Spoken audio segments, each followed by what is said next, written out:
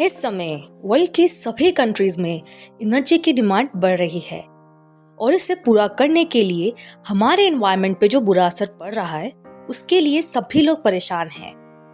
पर इसी बीच इंडिया एक सस्टेनेबल फ्यूचर बनाने की जर्नी में आगे बढ़ रहा है और इस जर्नी का साथ देने के लिए हमारे साथ यूनिवर्स में पाए जाने वाला सबसे अबंडेंट एलिमेंट हाइड्रोजन शामिल है। चलिए जानते हैं कैसे।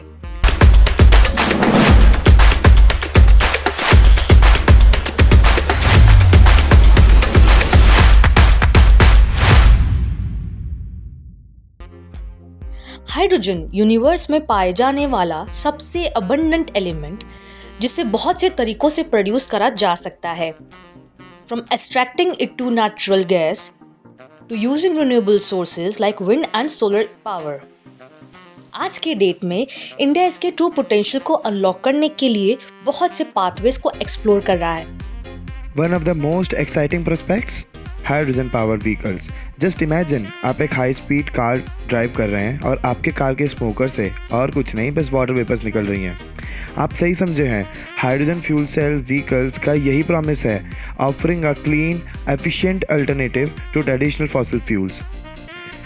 और ये सिर्फ कार तक ही सीमित नहीं है। Hydrogen's versatility extends to industries, electricity generation and more. Right investments और एक बेहतर इंफ्रास्ट्रक्चर के साथ India could revolutionise its entire energy landscape.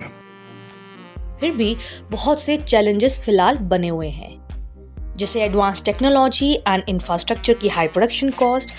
Hydrogen power future is not without obstacles. लेकिन हमारा इंडिया पीछे नहीं हट रहा है।